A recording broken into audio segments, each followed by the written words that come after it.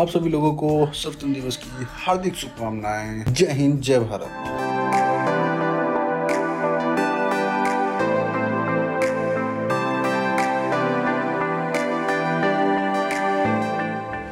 Hello friends, मैं आप सभी का फिर से स्वागत करता हूं हमारे यूट्यूब चैनल द लाइफ पिटा में।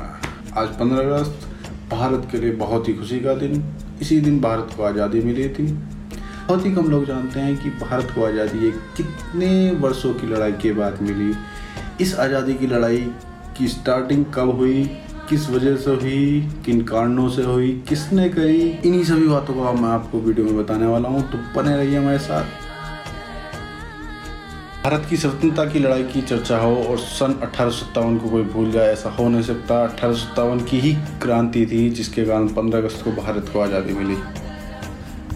यह क्रांति सैनिकों के विद्रोह के रूप में शुरू हुई थी। ब्रिटिश इंडिया कंपनी के सैनिकों ने सरकार के खिलाफ 10 मई 1857 को जो आंदोलन शुरू किया वह मेरठ से शुरू हुआ था। बाद में ये अन्य स्थानों पर भी शुरू हो गया। इसे भारत का प्रथम स्वतंत्रता संग्राम भी कहा जाता है। इस विद्रोह को बहुत ही नामों से पुकारा जाता है, परंतु वीर सावरकर जी के अनुसार यह भारत की स्वतंत्रता की पहली लड़ाई थी। RCG के अनुसार यह सिपाही विद्रोह था। आमतौर पर इस विद्रोह को 57 की क्रांति भी कहा जाता है। विद्रोह का प्रारंभ एक बंदूक की वजह से हुआ। सिपाहियों को पैटर्न 1853 एनफील्ड बंदूक दी गई, जो कि 0.577 कैलिबर की बंदूक थी और पुरानी और कई दशकों से उपयोग में लाई जा रही ब्राउन बैरल्स के मुकाबले यह बंदूक काफ़ी शक्तिशाली व अचूक थी। नई बंदूक में गोली दागने की आधुनिक प्रणाली का प्रयोग किया गया, परंतु बंदूक में गोली भरने की प्रक्रिया पुरानी थी। नई एनफील्ड बंदूक भरने के लिए कारतूस को दांतों से काट कर खोलना पड़ता था और उसमें भरे हुए बारूद को बंदूक की नली में भरकर कारतूस को डालना पड़ता था। कारतूस को पानी की सीलन से बचाने के लिए उसका बाहरी आवरण चर्बी से बना होता था। सिपाहियों के बीच अफवाह फैल चुकी थी कारतूस में लगी हुई चर्बी सूअर और गाय के मांस से बनाई जा रही है। गाय हिंदुओं की देवी पशु मानी जाती है और सूअर इस्लाम में हराम है। मेरठ के श्री ओगरनाथ शिव मंदिर की मान्यता के बारे में तो देश के कोने कोने के लोग जानते हैं, लेकिन बहुत कम लोगों को पता है कि इस मंदिर से 1857 की क्रांति का जन्म हुआ। जानकर बताते हैं कि इस ओगरनाथ शिव मंदिर में एक कुआं हुआ करता था जहां सेना के जवान आकर पानी पीते थे। ऐसे में पुजारी को इस बात की भनक लग गई तो पुजारी ने सभी से पानी पीने को मना कर दिया। ऐसे में पुजारी की बात सेना के जवानों को लग गई। अंत इस खबर से इन दोनों धर्मों के लोगों में सरकार के खिलाफ गुस्सा जाग उठा और उन्होंने उन कारतूस का प्रयोग करने से मना कर दिया। इस ऐतिहासिक कुएं पर आज भी बांग्लादेश के विजेता तत्कालीन मेजर जनरल जगजीत सिंह अरोड़ा द्वारा स्थापित शहीद स्मारक क्रांति के अतीत का प्रतीक उल्लेखित है। यहाँ प्रतिवर्ष 10 मई को स्वतंत्रता सेनानी एकत्रित होकर बलिदान हुए शहीदों को अपनी पुष्पांजलि अर्पित करते हैं। इस मंदिर के आसपास के शांत वातावरण और गोपनीयता को देखकर अंग्रेजों ने यहाँ सैन्य परीक्षण केंद्र बनाया था। भारतीय पलटनों के निकट होने के कारण अनेक स्वतंत्रता सेनानी यहाँ आकर ठहरते थे। यहीं पर भारतीय पलटनों के अधिकारियों से उनकी गुप्त बैठक हुआ करती थी। इसमें हाथी वाले बाबा अपना विशिष्ट स्थान रखते थे। विजय यात्रा से पहले मराठा भी इस मंदिर में पूजा करते थे। वीर मराठाओं के समय में अनेक प्रमुख पेशवा अपनी विजय यात्रा से पहले इस मंदिर में जाकर बड़ी श्रद्धा से भगवान शिव की उपासना और पूजा करते थे। बताया जाता है कि यहाँ स्थापित शिवलिंग की पूजा उपासना करने से उनकी मनोकामना पूरी होती थी। यही वजह है कि आज भी इस ओगरनाथ शिव मंदिर में दूर दूर से लोग पूजा अर्चना करने आते हैं। श्रावण मास में तो यहाँ इतनी भीड़ हो जाती है कि पैर रखने की जगह नहीं मिलती। ओगरनाथ मंदिर को कालीपट्टन के नाम से भी जाना जाता है। प्राचीन काल में भारतीय सेना को कालीपट्टन कहा जाता था। यह मंदिर कालीपट्टन क्षेत्र में होने के कारण इस नाम से भी विख्यात है। मंदिर की स्थापना का कोई निश्चित समय उपलब्ध नहीं है, लेकिन माना जाता है कि यह मंदिर सन 1857 से पहले ख्याति प्राप्त वंदनीय स्थल के रूप में विद्यमान था। आज इस मंदिर में साल भर में लाखों श्रद्धालु आते हैं। सबसे अधिक भीड़ फागुन और श्रावण मास में शिवरात्रि के दौरान दिखाई देती है। सोमवार के दिन ही नहीं, रोजाना यहाँ सुबह शाम बहुत से श्रद्धालु पहुँचते हैं। 29 मार्च 1857 को मंगल पांडे रेजिमेंट के अफसर लेफ्टिनेंट बाग पर हमला कर दिया और बहुत बुरी तरह घायल कर दिया। जनरल ने जानदार प्रसाद को मंगल पांडे को गिरफ्तार करने को आदेश दिया तो उसने मना कर दिया। सिवाय एक सिपाही से पलटू को छोड़कर सारी रेजिमेंट ने मंगल पांडे को गिरफ्तार करने से मना कर दिया।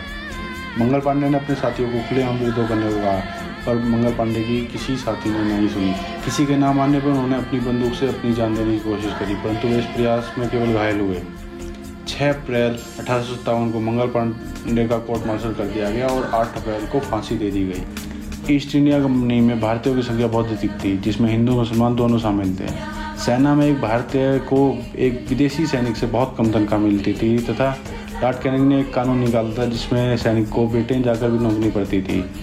इसी वजह से सिपाही को ये भी लगने लगा था कि समुद्र पार भेजकर कहीं ये धर्म परिवर्तन कराकर ईसाई तो नहीं बना रहे हैं। 1 महीने बाद ही क्रांति की शुरुआत 10 मई 1857 को मेरठ की छावनी में बगावत से हुई, जब 85 देसी सैनिकों द्वारा गाय की चर्बी लगे कारतूस चलाने से मना कर दिया।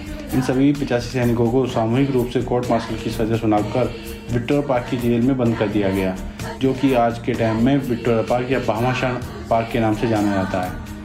इन 85 सैनिकों को दी गई सजा के बाद ही शहर की जनता में अंग्रेज़ों के प्रति विद्रोह की चिंगारी भड़की। 10 मई की शाम को जब शहर में अंग्रेज़ों के खिलाफ लोग सड़कों पर उतरे तो वह ओगरनाथ के मंदिर से ही शुरुआत हुई थी। तब उस आक्रोशित भीड़ का निशाना सबसे पहले कर्नल फिनिश बने। राजकीय स्वतंत्र संग्रहालय के मुताबिक जब विद्रोह की सूचना 10वीं देसी पैदल सेना के कमांडर कर्नल जॉन फिनिशिंग को मिली तो वह तुरंत परेड ग्राउंड जाकर सैनिकों को शांत करने लगे। उन्होंने देसी सैनिकों से कहा कि कुछ नहीं हुआ है, अफवाह फैलाई जा रही है। इस दौरान वहां मौजूद 20वीं देसी पैदल सेना के सिपाही ने कर्नल जॉन फिनिश पर गोली चला दी, जिसकी उनकी मौके पर ही मृत्यु हो गई।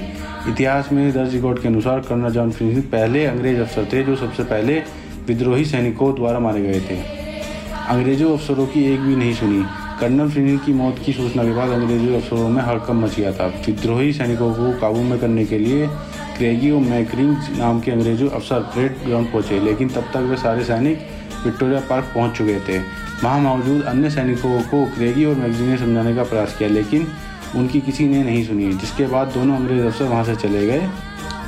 देश को अंग्रेजों की गुलामी से आज़ादी दिलाने के लिए पहली क्रांति की शुरुआत 10 मई 1857 को मेरठ के ओगरनाथ मंदिर से हुई थी। इस पहली क्रांति की चिंगारी ने कई अंग्रेज अफसरों को मौत के घाट उतार दिया था। इन अंग्रेज अफसरों को शहर के सेंट जॉन्स कब्रिस्तान में दफनाया गया था। इन अंग्रेज अफसरों की आज भी कब्र यहाँ सुरक्षित है। चिंगारी ने कई अंग्रेज अफसरों को मौत के घाट उतार दिया था। इन अंग्रेज अफसरों को शहर के सेंट जॉन्स कब्रिस्तान में दफनाया गया था। उस समय देसी सैनिकों और हिंदुस्तानियों के हाथों विद्रोह के दौरान मारे गए अंग्रेज अफसरों को सेंट जॉन्स कब्रिस्तान में दफनाया गया था। यह कब्रिस्तान कैंट एरिया में स्थित है। इस कब्रिस्तान में आज भी पहली क्रांति मारे गए अंग्रेज अफसरों की कब्र मौजूद है। इस कब्रिस्तान में दफन अंग्रेजों की कब्र पर उनके परिजन और रिश्तेदार आज भी आते हैं। यहाँ आकर उनके बारे में सेंट जॉन्स कब्रिस्तान और उसके पास मौजूद चर्च से जानकारी प्राप्त करते हैं। 10 मई 1857 को जो क्रांति स्टार्ट हुई थी, इसी की वजह हम 15 अगस्त को स्वतंत्रता दिवस मनाते हैं। 10 मई को आज भी भारत और पूरे मेरठ में बड़े हर्षोल्लास के साथ मनाया जाता है। तो इसी के साथ वीडियो को समाप्त करते हैं। आपको कैसी लगी कमेंट में ज़रूर बताइएगा, हमें आपकी कमेंट का इंतजार रहेगा। मिलते हैं अगली वीडियो में। Till then tata bye.